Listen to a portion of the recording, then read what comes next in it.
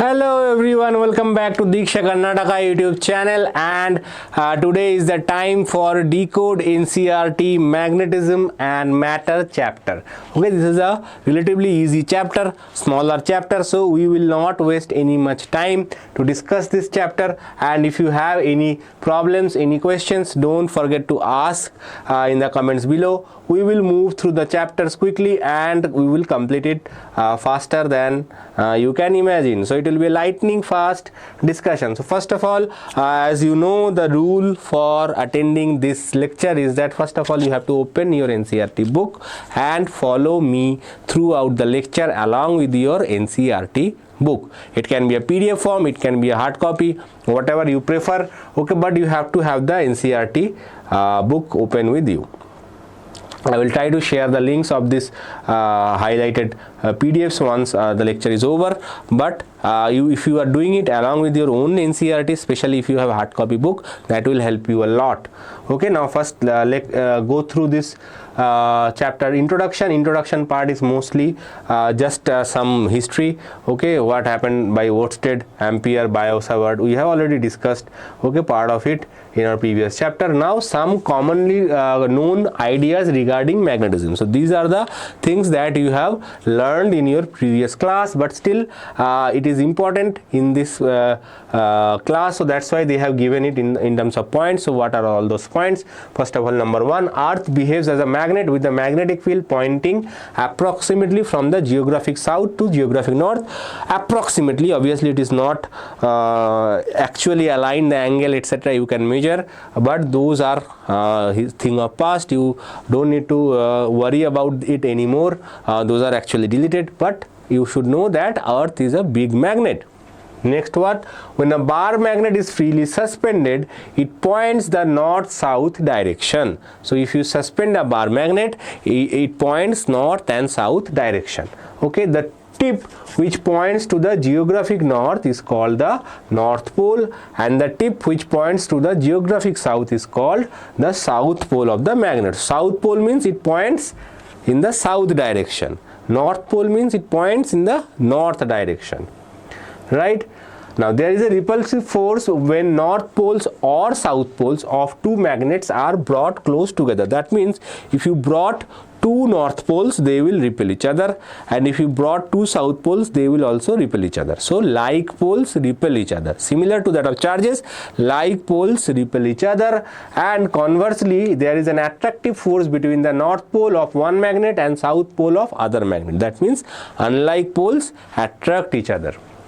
Okay, we cannot isolate the north or south pole of a magnet. So north and south pole cannot be isolated. If you break it, you will get more number of north pole and south pole, but you cannot actually separate a north and south pole.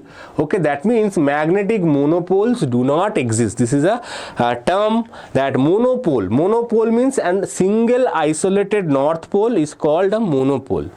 Okay, single isolated south pole is called a south pole, but that is not possible in case of magnet. Why it is important? Because in case of charges, we have seen that positive charge can exist alone, negative charge can exist alone, but in case of a magnet that is not possible. For example, if you take a single proton, which is a positively charged particle, so it exists alone. Okay, if you take an electron, isolated electron can exist. Okay, so but in case of magnet, it is not at all possible.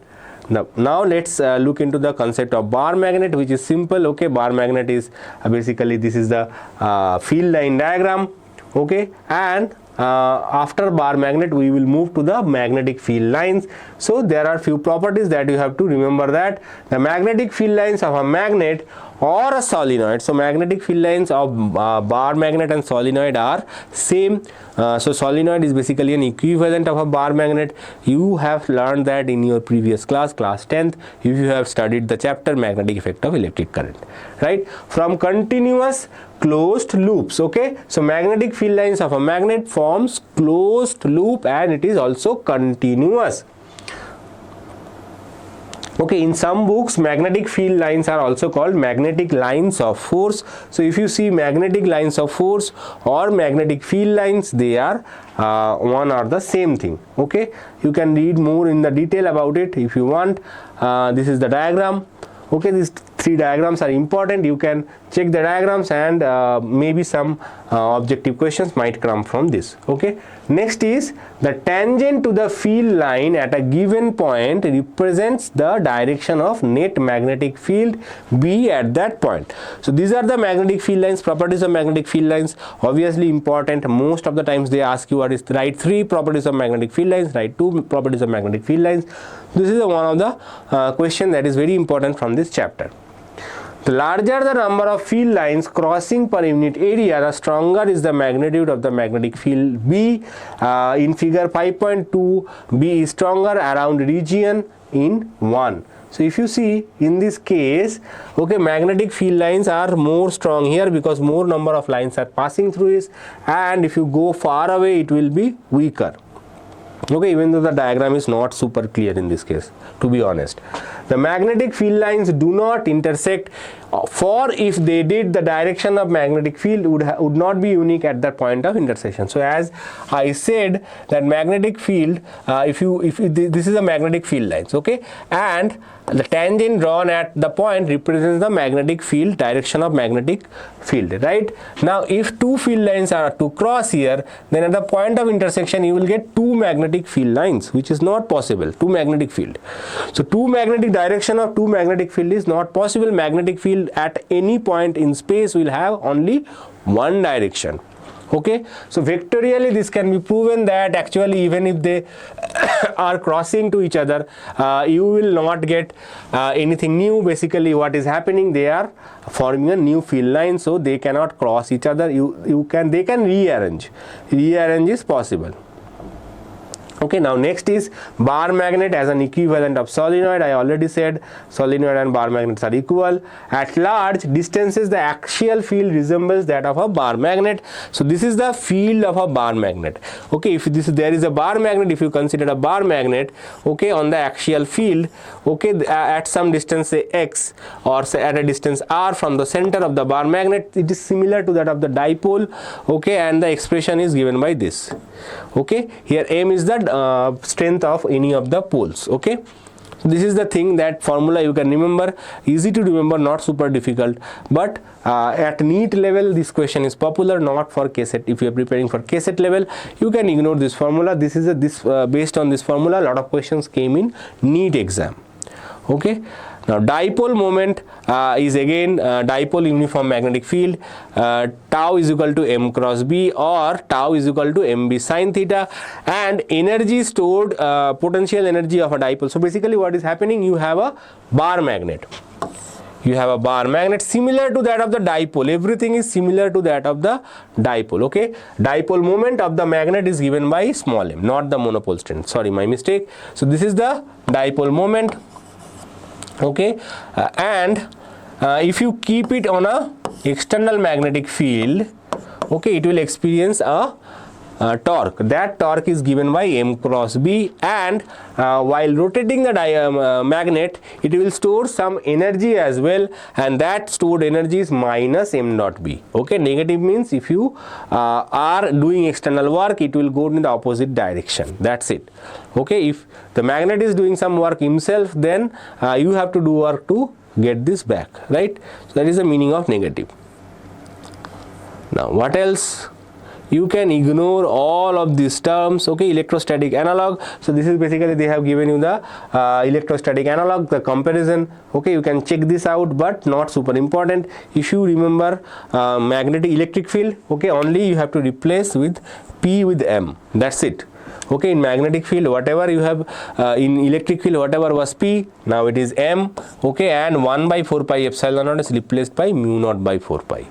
Okay, so only these things you change, everything, all the formulas can be replaced here. Now this is very, very interesting, the dipole analogy. This is the table that you can remember. Okay, from this table directly you can find the relationship. Okay, 1 by 4 pi epsilon naught, here it is mu naught. Okay, P, M, P by 4 pi epsilon naught r cube. Here it is minus mu naught m 4 pi by r cube. So you can check this table, you can remember this table. This table as a whole not only help you to remember about electrostatics, but also help you to remember about magnetic field, right? So both are covered here. Now let's move on to the next concept. Magnetism and Gauss's law. So there is a, since it is very similar to that of electrostatics, so electric field also magnetic field also has a Gauss's law, and this is very simple. Okay, in case of Gauss's law of magnetism, the flux included in a closed surface is always 0. Okay, so flux included in a closed surface is always 0. As simple as that, not too difficult. And this also signifies that magnetic monopole cannot exist. Okay, so if you close a magnet inside a closed surface, okay, so consider this to be, suppose this is north pole, this is south pole. Now imagine in your head that this is basically in electrostatics, this is say positive charge, this is negative charge. Okay, and if you remember in electrostatics, what was the in electrostatic, it was E dot ds equals to q enclosed by epsilon naught, right? That was the formula. Now what is the q enclosed in this case? Q enclosed in this case is plus minus. Okay, plus and minus, so total charge enclosed will be 0. Right, now tell me why, suppose I consider another surface. Okay, let me erase this. So this is the easiest explanation. Okay, easiest explanation that if you consider the electric field, the total charge enclosed will be 0. Now why it will still be 0 if I consider a Gaussian field like this? Okay, you can answer this question. If you know it, tell me in the comment below.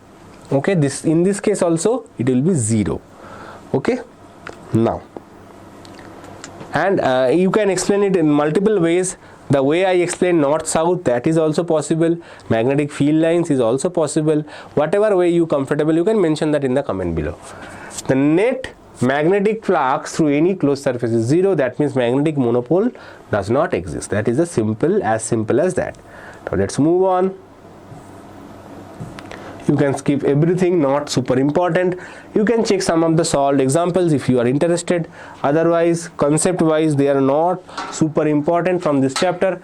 Now magnetization and magnetic intensity. This is another important concept. What is magnetization? Magnetization is net magnetization capital M of a sample to be equal to the net magnetic moment per unit volume. Okay, so magnetic moment was small m. Net magnetic moment means you have to take small magnetic moments and add them up. That is the net magnetic moment. Suppose there are more than one magnetic moment is present, and this is called magnetization. So how good a magnet is, that depends on the magnetization of the magnet. Okay, and there is one more thing, that consider a long solenoid of n turns per unit length carrying a current I. The magnetic field in the interior of the solenoid is shown to be given by B equals to mu naught I. Very important formula. No matter whatever competitive exam you are preparing for, JEE, NEET, KCET, all the exams, there was a trend that one question will come from this formula. This is a very important. Even in your PU board exam also, possibly there will be a question from this formula. So this formula is very important. Now next is B equals to mu naught. They have defined a new term. Okay, magnetization. So magnetization can also be linked to this BM. Okay, magnetic field BM is the field contributed by the material. Okay, so this is slightly complicated, so I have ignored all this.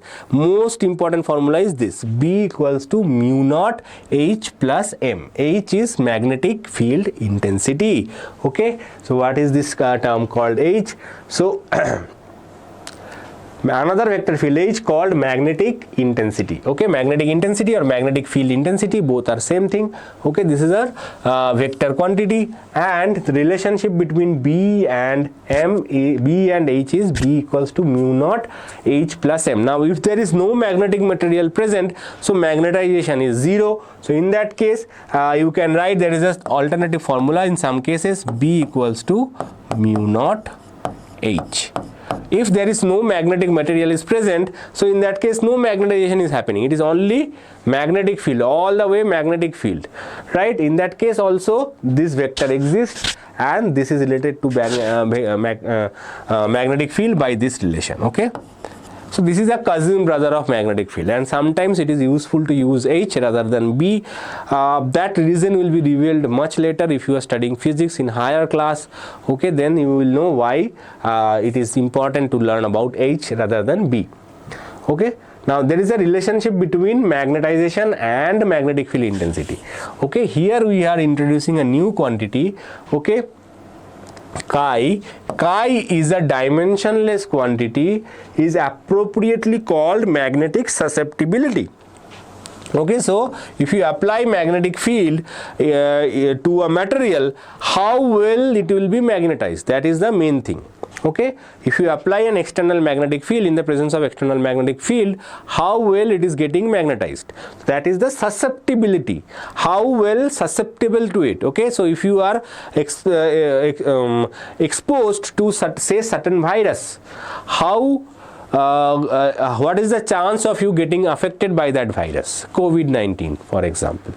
Okay, so how, let me know in the comment below if you were affected by COVID-19 or not. Even though there was a very unfortunate incident, for some students it was very enjoyable time because they are not going to college, no school, so they are enjoying from comfort of their homes, and many of them have ruined their career, ruined their future. So I hope you are not one of them. Right now, so this is called susceptibility, how susceptible you are to catch that virus. In this case, how susceptible the material is to catch the magnetism. Okay, and one more thing, there is one more term that is defined here, this is called mu r. Okay, mu r is a dimensionless quantity called the relative magnetic permeability. It is similar to that of dielectric constant or relative permeability, so this is also the same as that. This relation is super important. Mu r is equal to 1 plus chi. If you are preparing for KCET exam, you need to remember this relationship. Based on this relationship, there is at least one question every alternate year came in your KCET exam. So this is a very important formula. Now this formula you can remember this. This is an important line to remember. Mu is equal to mu naught, mu r equals to mu naught 1 plus chi. Right? So this is a very important formula. Even though the chapter is small, a lot of question comes from this chapter. In KCET, in PU board the weightage is slightly low, but in KCET a lot of question come from this chapter. Okay, three questions, 2 to 3 question comes from this chapter, and considering this is a small chapter, that is huge. Okay, now this is another important concept from this chapter, which is classification of materials in terms of their behavior in magnetic field. Okay, so there are 3 classifications. First of all, first is diamagnetic, second is paramagnetic, third is ferromagnetic. Okay, so diamagnetic means which is you can see the definition. Diamagnetic substances are those which have tendency to move from stronger to weaker part of the external magnetic field. In other words, unlike the way a magnet attracts a metal like iron, it would repel the diamagnetic substance. So diamagnetic substances are getting repelled by the magnetic field. Okay, there are few constant that we have turned. So for a diamagnetic substance, the susceptibility is negative. Okay, susceptibility is less than 0, but it is less than -1. Okay, greater than -1. So susceptibility is between 0 and -1. Okay, in case of paramagnetic substance, susceptibility is between epsilon and 0. Okay, and for ferromagnetic it is very greater than 1. Okay, mu r is less than 1. In case it is mu r is less than 1 plus epsilon. Okay, epsilon is a small number, small positive number. Okay, so this is little bit confusing. What is epsilon? Epsilon is a small positive number. So mu is less than mu naught, mu is greater than mu naught, and mu is far more than mu naught. Okay, so these are the few table that you have to remember. Now one important line here, diamagnetism is present in all substances. However, the effect is so weak in most cases that it gets shifted by other effects like paramagnetism, ferromagnetism, etc. Now based on this line, there was a question in 2024 exam, okay, which is common for all the substances. Okay, diamagnetism is common property amongst all the substances, not any other property. Diamagnetism is present in all the substances. Some substances show it directly, so they become diamagnetic. Some substances overcome it and they become paramagnetic or ferromagnetic based on their temperature. Okay, paramagnetic and ferromagnetic basically differentiated by temperature. You remember that part is not part of the syllabus, but you have to remember that. Paramagnetic substances are those which get weakly magnetized when placed in an external magnetic field. They have a tendency to move from a region of weak magnetic field to a strong magnetic field. That is, they get weakly attracted by a magnet. So magnetic field, magnetic substances which are getting weakly attracted by a substance, they are called paramagnetic substance. For a paramagnetic material, both chi and mu r depend only on the material but also on the sample temperature. So what is the value of mu, what is the value of chi, they depend on the temperature as well as the sample. Everything is depend. Now one example of paramagnetic substance is oxygen.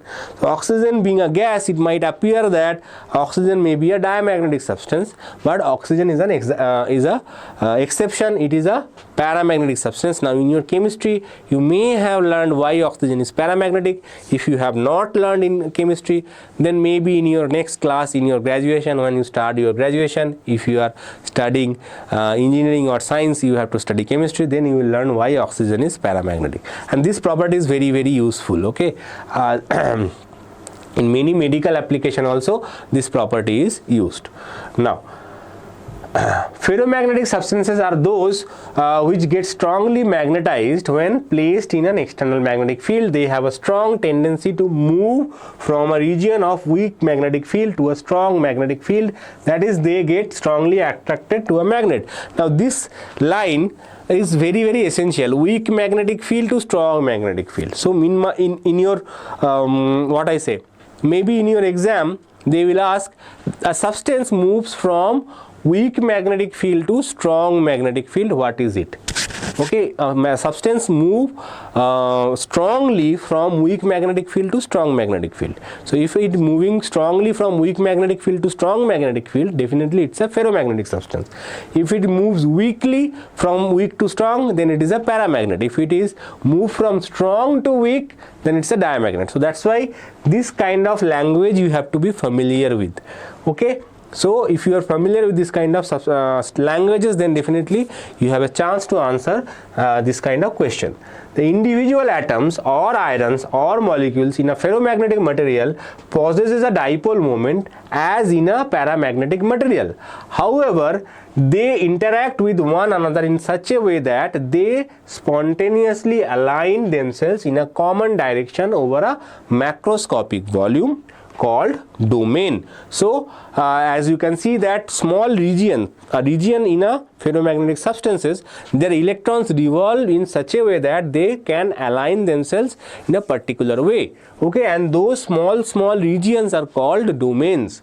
Okay, the magnetization varies randomly from domain to domain, and there is no bulk magnetization. So if it is not magnetized, suppose the material is not magnetized, then what happens is that even though the domain are single domain is organized, but there is no relationship between two consecutive domains. So domains, you can understand that you are like a gang in your classroom, right? You are talking to with each other, okay, but you have some enmity with some other students which is sitting on other part of the bench. So you don't have alignment with them, but in between your group you are well aligned, right? Like you have seen this kind of movies. If you have watched 90s movies, these are the very common things, and you may have seen in your class as well, right? Especially the many students, they make their groups and they say, okay, we are the Don, we will do everything together, but they are not our part of our gang, we will leave them out, right? Now, same thing happens to a ferromagnetic substance, but when the teacher arrives in the class, everyone goes silent, everyone is listening to the teacher correctly, right? That is what happens when you apply an external magnetic field. Okay, when we apply an external magnetic field B naught, the domains orient themselves in the direction of B naught, and simultaneously the domain oriented in the direction of B naught grow in size. So slowly what happens is that you start putting your attention towards the teacher, and all the domains slowly gets arranged in this order. Okay, now you can check this under the microscope. This is observable. So domains are verified theory. Okay, previously it was called domain theory. Now it is no longer a theory. It is actually a science. Okay, because it is proven. Now, in a ferromagnetic material, the field lines are highly concentrated. In non-uniform magnetic field, the sample tends to move towards the region of high field.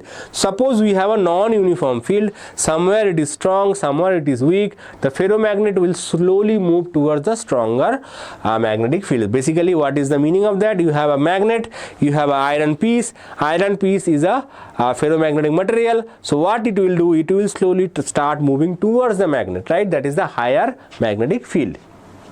Okay, now when external field is removed in some ferromagnetic materials, the magnetization persists. So even if you have removed the magnetic field, some ferromagnetic materials, they still remain magnet. So even after the teacher is gone, the students are still seated in a proper way without disturbing. So they are called hard magnetic materials. They are the good students of the class. So you tell me whether you are good students or you are the backbenchers.